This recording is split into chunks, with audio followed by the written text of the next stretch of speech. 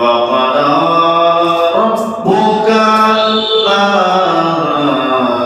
تعبدوا إلا إياه إلى الآخر الآية الله أكبر আল্লাহ রাব্বুল আলামিন বলেন নবী পৃথিবীর মানব মণ্ডলীগুলোকে জানায়া দাও পৃথিবীর মানুষগুলো যেন একমাত্র আমি আল্লাহর দাসত্ব করে আমি আল্লাহর গোলামি করে আমি আল্লাহকে বাদ দিয়ে কোন মানুষ যদি পীরের পায়ে সিজদা দেয় বাজারে গিয়ে যদি সিজদা দেয় কোন নেতা যদি আমন্ত্রণ করে আল্লাহি বিল্লাহি যে বান্দা থাকবে না বাজারের সাথে সাথে জাহান্নামে চলে যাবে ধরে বলি নাউজুবিল্লাহ দুই নম্বর দফা হলো ওয়াবিল ওয়ালিদাইনি ইহসানা অর্থাৎ সন্তানের দায়িত্ব হলো পিতা মাতার খেদমত করা পিতা মাতা যখন বৃদ্ধ হয়ে যায় পিতা মাতার ভরণ পোষণ থেকে শুরু করে যা কিছু দরকার সাথে থাকা দরকার সবগুলো সন্তান করবে কোন সন্তান যদি পিতা মাতাকে কষ্ট দেয়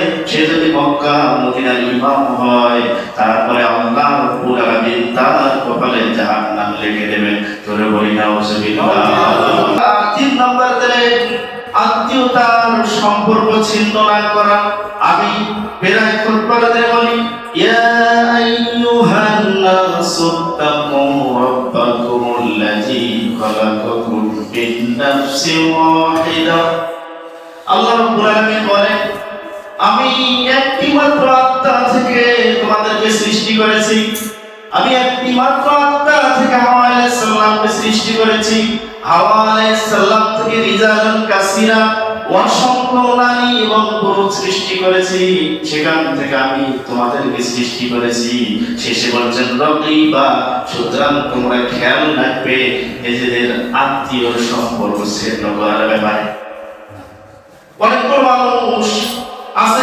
একটা ভালো পর্যায়ে চলে গেলে নিজের রক্তের ভাইকে আর চেনে না নিজের মাকে চেনে না নিজের বাবাকে চেনে না নিজের খালাকে চেনে না নিজের বাবাকে চেনে না এমন যদি বাসার মধ্যে যায় তারপরে পরিচয়টা পর্যন্ত দেয় না এমন দোষর আছে না নাই এমন লোক আছে না নাই আল্লাহি লিল্লাহি আল্লাহ রাব্বুল আলামিন এই বিরাজের মধ্যে নবীকে বলে দিলেন কোন মানুষ যদি নিজের রক্তের আত্মীয়তার পরিচয় না সম্পর্ক যদি ছিন্ন করে ওই লোকটা সারাদিন সারা রাত সারা বছর ইবাদত করেও জান্নাতে যেতে পারবে না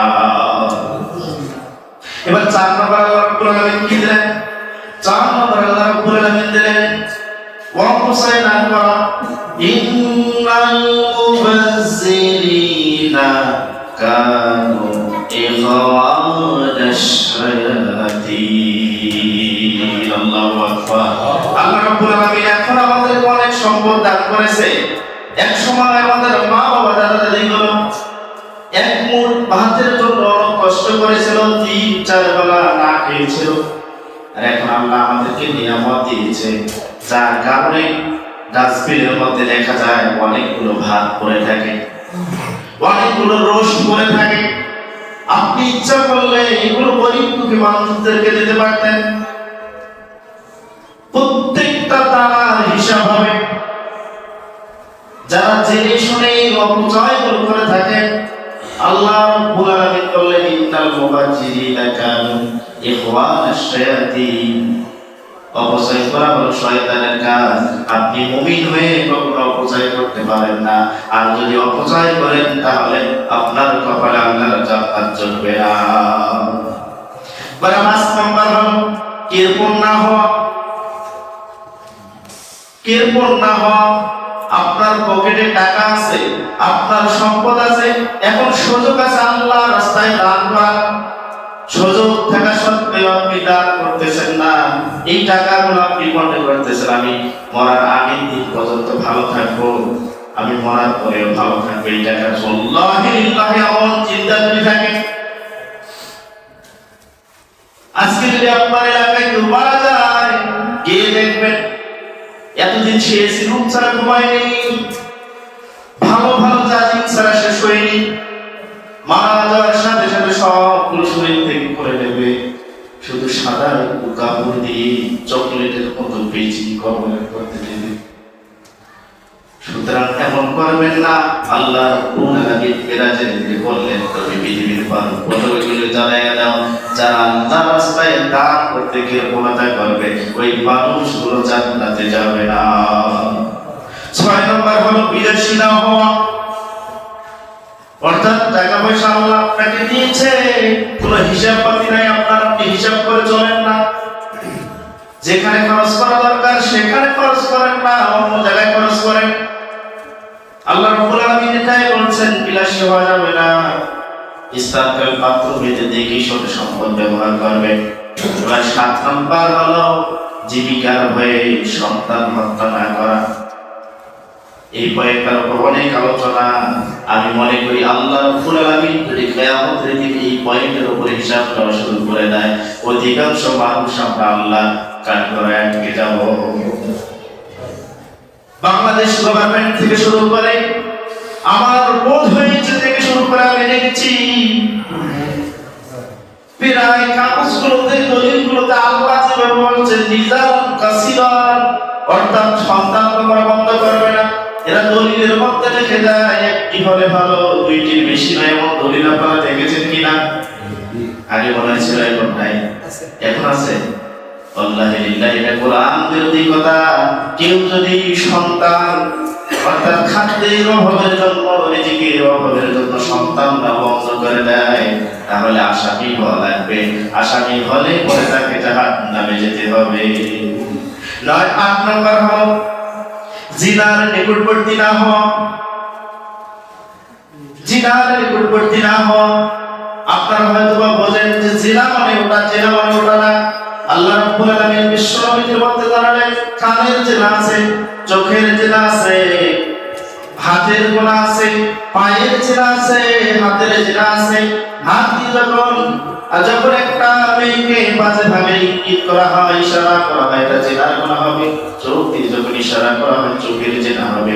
মুখ দিয়ে যখন ডাকা হয়, তখন মুখের জিনা হবে। আর পা দিয়ে যখন হেঁটে হেঁটে একটা বেগানা মেয়ের সাথে দেখা করতে যাবেন, তখন পায়ের জিনা লেখা হবে। এমন করে মানুষের প্রত্যেকটা অঙ্গ প্রত্যঙ্গের জিনা আছে। এই জিনা যদি কেউ করে, কিয়ামতের দিন তাকে জাহান্নামে যেতে হবে। 9 নম্বর হলো ন্যায়সঙ্গত কারণ ছাড়া মানুষকে হত্যা না করা। অর্থাৎ আপনি যখন যুদ্ধে যাবেন, তখন আল্লাহ রাব্বুল আলামিন বলছেন যে ন্যায়সঙ্গত কারণে মানুষকে মারতে পারবেন। তাছাড়া একটি মানুষকে, বিশেষ করে বাংলাদেশে এখন যেটা মারামারি চলছে, এটা মানুষের দোষ নাই, বাহিদুর তাকে মেরে ফেলা হচ্ছে। এমন করে কোনো বিনা অপরাধী মানুষকে যদি কেউ মারে, তাহলে ওই ব্যক্তি আল্লাহর জান্নাতে যেতে পারবে না। 10 নম্বর কারণ হলো ইতিমের সম্পদ না খাওয়া। এমন আল্লাহর ওলি আছে, বড় ভাইটা মারা গিয়েছে, ছোট ভাইকে দায়িত্ব দেওয়া হয়েছে, এই ছোট্ট ছোট্ট বাচ্চাগুলোকে দেখাশোনা করবে। ওই আল্লাহর ওলি কি করে? বড় ভাইয়ের সম্পদ গুলো নিজে ভক্ষণ করে, আর ইতিম ভাতিজাদের খবর নেয় না। এমন লোক আছে না নাই? আল্লাহ রাব্বুল আলামিন বলেছেন, কেউ যদি ইতিমের সম্পদ ভক্ষণ করে, তাহলে সে জান্নাতে যাবে না। 11 নম্বর হলো ওয়াদা পূরণ না করা। অনেক মানুষ ওয়াদা দেয়, কসম কাটে, তারপরে ওই ওয়াদা পালন করে না। কেউ যদি ওয়াদা ভঙ্গ করে, সে মুনাফিক হয়ে যাবে। মুনাফিক হলে পরে সে জাহান্নামে চলে যাবে। 12 নম্বর হলো ওজনে কম দেওয়া। এমন লোক আপনাদের এলাকায় আছে না? আমি দেখেছি গরুর গোশতের কেজি যখন 700 টাকা লাগলো, অনেকগুলো মানুষ পিঠারের মধ্যে সিস্টেম করলো। কসাইটা যখন 1 কেজি গোশত দেয়, আবার অন্য দোকানে দেখবেন 800 গ্রাম হয়। কোন ব্যবসায়ী যদি ওজনের মধ্যে কম দেয়, তাহলে ওই ব্যক্তি আল্লাহর জান্নাতে যাবে না। 13 নম্বর হলো জানা নাই। কোন বিষয় আপনার জানা নাই, কোন বিষয় আপনার জ্ঞান নাই, সেই বিষয়ে অন্য জনের সাথে তর্ক করা। এমন লোক বর্তমানে আপনাদের এখানে নাই? আছে? তাহলে বাস ঠিক আছে।